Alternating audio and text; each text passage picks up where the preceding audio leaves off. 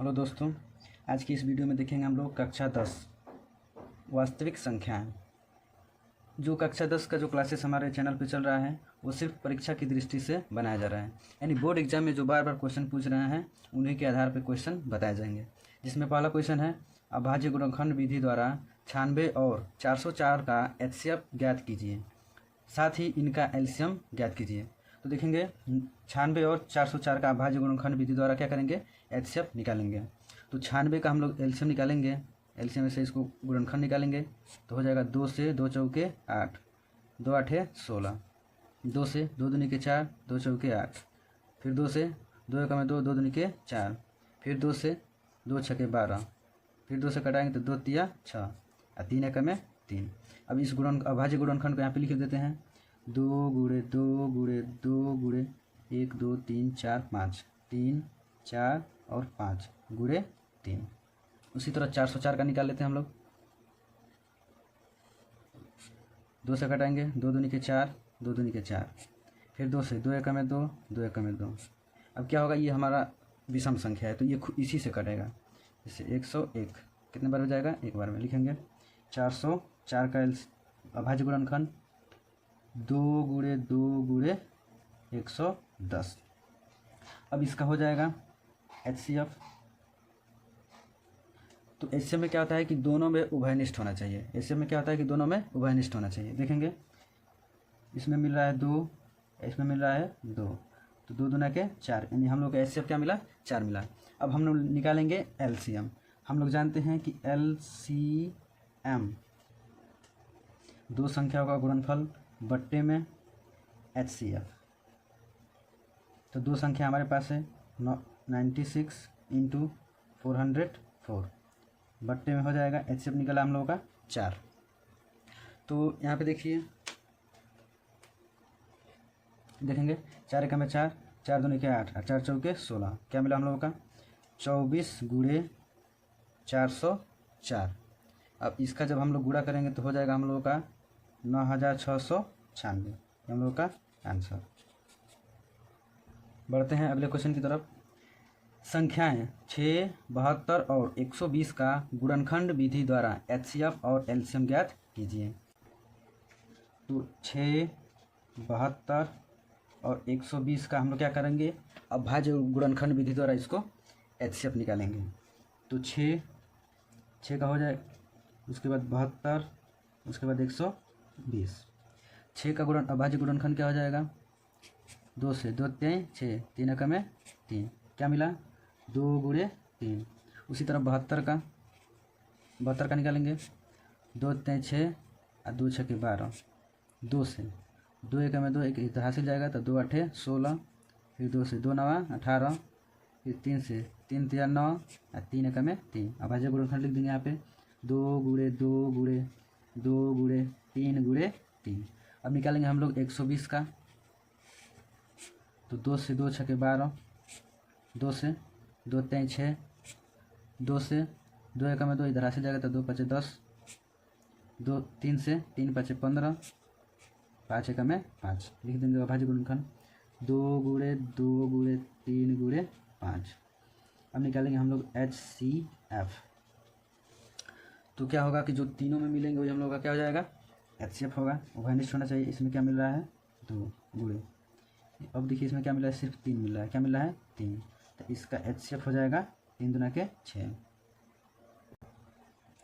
अब गुणनखंड विधि द्वारा क्या करेंगे हम लोग, एलसीएम निकालेंगे। तो 6 का हम लोग का एलसीएम क्या निकला है, अभाज्य गुणनखंड 2 गुणे 3। 72 का क्या निकला है, 2 गुणे 2 गुणे 2 गुणे 3 गुणे 3।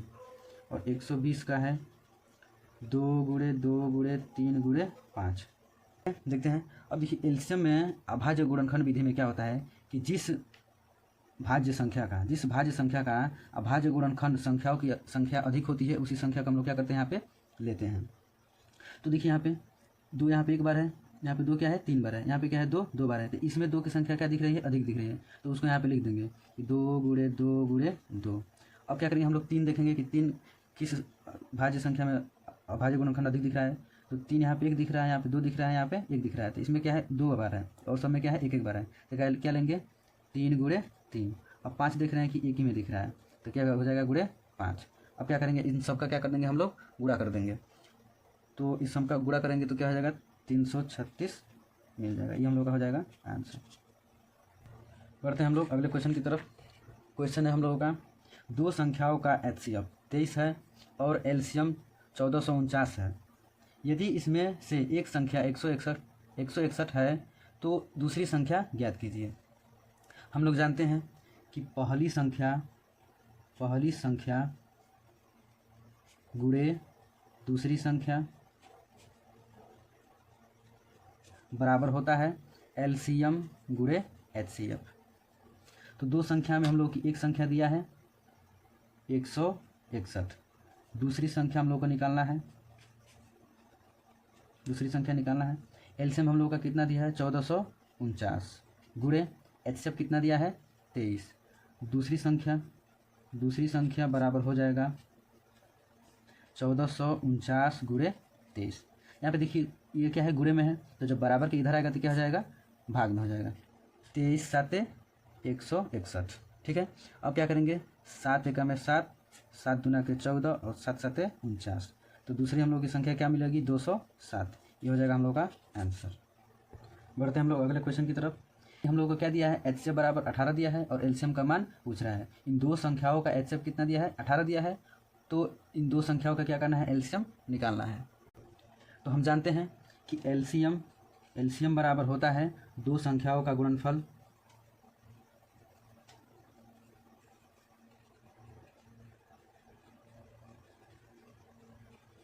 बट्टे में एचसीएफ। दो संख्या हम लोग का दिया है 252 गुणे 594 बट्टे में एचसीएफ कितना दिया हम लोगों का 18। तो क्या होगा, 18 से ये कट जाएगा, 33 बार में कट जाएगा, तो हो जाएगा हम लोगों का 252 गुणे 33।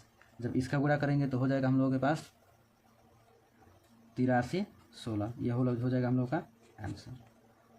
अगला क्वेश्चन, एचसीएफ 306 कामा 657 बराबर दिया है 9, यानी एचसीएफ दिया है दो संख्याओं का एचसीएफ दिया है 9, एलसीएम इन दो संख्याओं का क्या करना है, एलसीएम ज्ञात करना है। तो सेम जो इसके पहले क्वेश्चन किए हैं उसी के जैसा होगा, हम लोग क्या निकालना है, एलसीएम बराबर होता है दो संख्याओं का गुणनफल बट्टे में होता है एचसीएफ। तो दो संख्या हम लोगों का है 306 गुणे 657 बट्टे में हो जाएगा एलसीएम कितना है, सॉरी एचसीएफ कितना है 9। तो इसको कटाएंगे 3 3 9, 3 एक में 3 0, 3 दूना के 6, फिर कटाएंगे 3 एक में 3, 3 3 9, 3 चौके 12, क्या हो जाएगा 34 गुणे 657। तो इन दोनों का जब हम गुणा करेंगे तो क्या हो जाएगा 22,338। हम लोगों का हो जाएगा आंसर। बढ़ते हैं अगले क्वेश्चन की तरफ। पढ़ा है, व्याख्या कीजिए कि 7 गुणे 11 गुणे 13 प्लस 13 और 7 गुणे 6 गुणे 5 गुणे 4 गुणे 3 गुणे 2 गुणे 1 प्लस 5 भाज्य संख्याएं क्यों है। संख्या है 7 गुणे 11 गुणे 13 धन 13। इसका जब हम लोग हल करेंगे तो क्या हो जाएगा, इन सब का हल करेंगे तो हो जाएगा 1001 प्लस 13, इसको जोड़ेंगे तो हो जाएगा 1014। अब क्या करेंगे कि 13 का में 13, 13 3 39, फिर 13 से क्या होगा कट जाएगा। क्या है इसका भाज्य गुणनखंड 2 गुणे 3 गुणे 13 गुणे 13। तो दी हुई संख्या 7 गुणे 11 गुणे 13 प्लस 13 को अभाज्य गुणनखंडों के गुणनखंड 2 गुणे 3 गुणे 13 गुणे 13 के रूप में व्यक्त किया जा सकता है। अतः अंगणित की आधारभूत प्रमेय के अनुसार 7 गुणे 11 गुणे 13 प्लस 13 एक भाज्य संख्या होगी। देखते हैं अगला। इसी प्रकार इसमें दूसरा पढ़ा है कि 7 गुणे 6 गुणे 5 गुणे 4 गुणे 3 गुणे 2 गुणे 1 धन 5 को भाज्य संख्या है तो क्यों है ये बताना है। तो क्या करेंगे, इसको जब हम लोग हल करेंगे तो हो जाएगा हम लोग का 5040 प्लस 5, जब इनको जोड़ेंगे तो हो जाएगा 5045। अब क्या करेंगे कि 5045 का अभाज्य गुणनखंड निकालेंगे। तो 5 से 5 एक में 5, और 5 9 45, ये क्या होगा इसी से कटेगा तो 1009 कितना बार जाएगा एक बार। तो इसका भाज्य गुणनखंड हो जाएगा 5 गुणे 1009। तो इसको हम लोग कह सकते हैं कि दी हुई संख्या 7 गुणे 6 गुणे 5 गुणे 4 गुणे 3 गुणे 2 गुणे 1 प्लस 5 को अभाज्य गुणनखंड के रूप में व्यक्त किया जा सकता है। अतः संख्या 7 गुणे 6 गुणे 5 गुणे 4 गुणे 3 गुणे 2 गुणे 1 प्लस 5 अंकगणित की आधारभूत प्रमेय के अनुसार यह भाज्य संख्या है। बढ़ते हैं अगले क्वेश्चन की तरफ। क्या सिद्ध करना है कि 5 माइनस √3 एक अपरमेय संख्या है। तो सबसे पहले इसको हम लोग मानेंगे, क्या माना 5 माइनस √3 एक परमेय संख्या है। जब इसको हम लोग मान लिए तो इसको P/Q के रूप में लिख सकते हैं, जैसे 5 माइनस √3 बराबर A/B, यानी जिसे A/बट्टे में लिख सकते हैं उसी को तो हम परमेय संख्या कह सकते हैं। तो जब इसको हम लोग माने हैं कि यह एक परमेय संख्या है तो इसको परमेय संख्या के बराबर हम लोग लिखेंगे। हो जाएगा 5 माइनस A/B बराबर √3। देखिए कैसे हुआ, क्या किया हम लोग कि √3 को उधर भेज दिए तो क्या हो जाएगा, ये माइनस में उधर जाएगा तो प्लस में हो जाएगा। ये एक A/B जब बराबर के इधर आएगा तो क्या हो जाएगा माइनस में हो जाएगा। तब इसमें A और B पूर्णांक हैं, इसलिए 5 माइनस 1/B एक परमेय संख्या होगी। क्यों परमेय संख्या होगी, जब ये इसके बराबर है और ये इसके बराबर है तो ये हम लोगों का क्या है परमेय संख्या है। ये क्या है परमेय संख्या है, जहाँ A और B क्या है हम लोगों का पूर्णांक है, तो इसलिए सब ये क्या हो जाएंगे परमेय संख्या है। तो जब ये दोनों आपस में बराबर है तो जब ये परमेय है तो ये भी परमेय होगा। तब क्या होगा कि अर्थात √3 एक परमेय संख्या होगी। लेकिन हमें यह विरोधाभास है कि 5 माइनस √3 परमेय संख्या है, ठीक है। तो अतः 5 माइनस √3 एक अपरमेय संख्या होगी। सिद्ध कीजिए कि 7/5 अपरमेय संख्या है।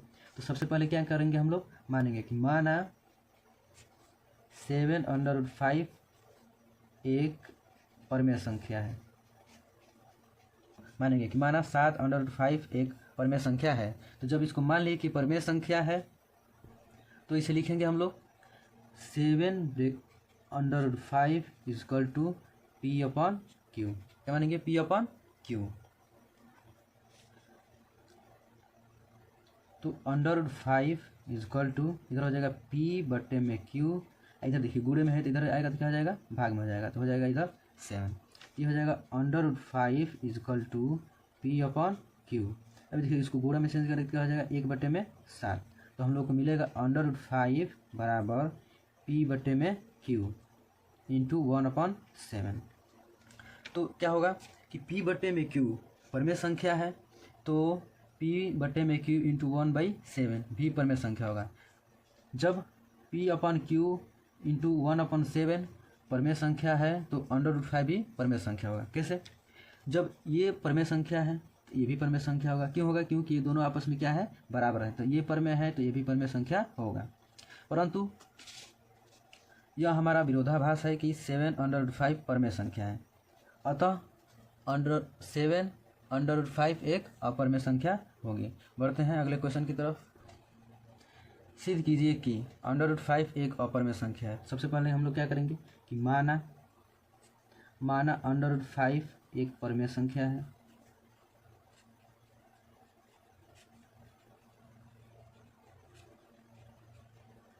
ठीक है, ये हर बार करना है। जब हम लोग मान लिए कि ये परमेय संख्या है तो हम लोग लिखेंगे √5 इक्वल टू P/Q।